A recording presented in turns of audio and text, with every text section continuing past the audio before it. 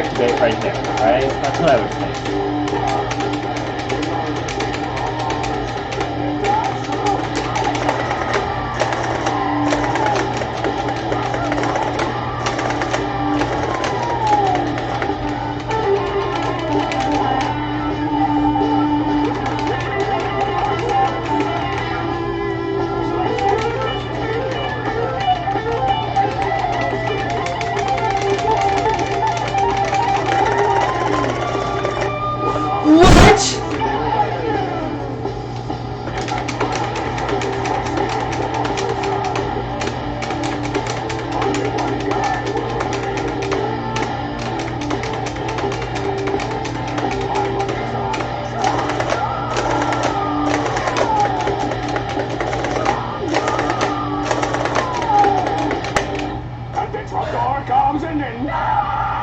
I did it! I did it!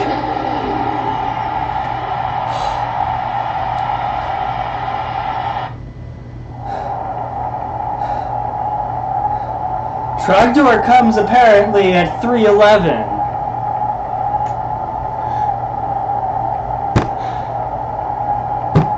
Okay. Because I know some people won't read the description of a YouTube video. This is a special controller. This controller does not make this easy. This controller is not easy to use. This controller is read by the Xbox 360 as a DualShock. Well, not a DualShock, the gamepad. So like a regular Xbox controller, the kind you'd play Halo with, that you play LT, RT, LB, RB, and A for the buttons. And basically, the input is only active while the strum bar is held down. So I can't. So if I'm not holding the strum bar down, I can spam whatever buttons I want on the controller and nothing will happen. And then additionally, if I hold it down, it works like a DualShock, so you don't want to have any extra inputs or anything like that. So when I'm strumming on it, what I'm doing is I'm repetitively opening and closing the circuits, basically as if I'm pushing the button on a DualShock a bunch of times. Or not DualShock, the Xbox 360 gamepad or game controller thing, like that thing. And that allows me to get past the strum limit because those controllers don't have a strum limit. However, when I'm like transitioning frets, there's extreme risk for overstrum, because if I'm holding the button down, like if I'm touching the strum switch and I am switching frets, that will add an extra strum. So that's really annoying. And I also can't whammy because the controller that I had to use to modify does not have a, at least for the follow Fintham, it doesn't have a joystick. It's just a D-pad, which I accidentally broke off.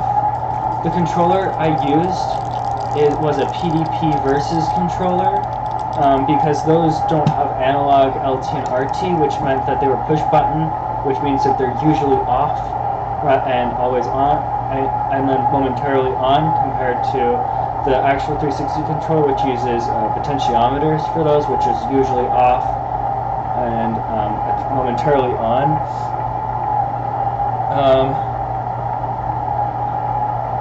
Yeah, thanks. It's the first NTSC SC, it's the first Xbox SC, so it's both. It's crazy. Oh my, thank you. Okay, so I think I explained how this works for the people that aren't going to read the description. There's also a self-imposed strum limit. Not self-imposed, but it's based on the hardware. If I strum too fast, the switches will actually never not be pushed. I got it to the best that I could, which still occasionally left me strumming above that physical strum limit. So I actually took a PAL approach by strumming a little bit early on this, and it didn't always need to be like, I had some overstrums where I strummed starting on time, but it still helped to do that those past few runs. I'm still in shock. Yeah, I guess Trogdor comes at 3:11 p.m. Mountain, whatever time. Okay, now to the stats screen. Actually, I'm gonna take a picture. I'm gonna get rid of my Logitech camera on here.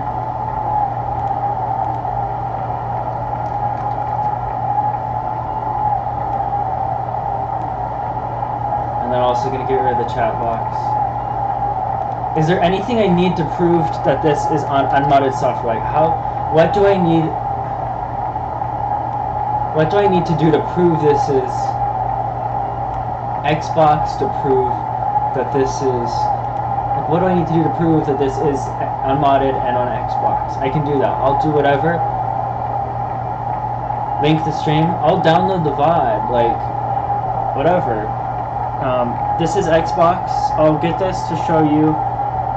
Right here, I've got an Xbox menu. Xbox menu. What button's B on here? What one's B? It's this one, right?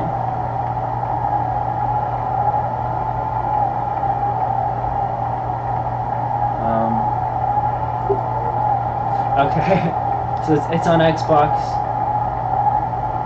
Let's show stat screen. So my D-pad broke off. I have to actually create the hardwired connections.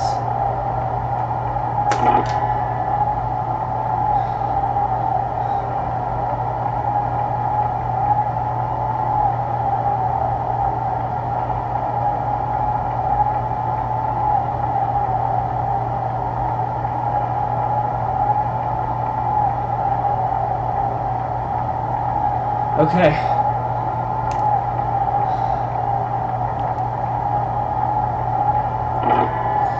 Like, holy, you know?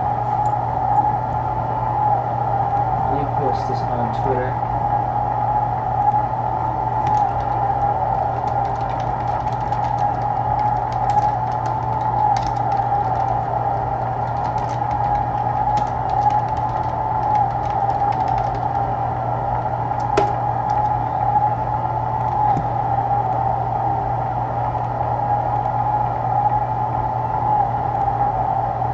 Okay.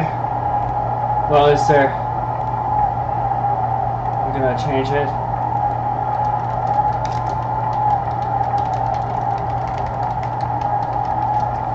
Trogdor has been burninated.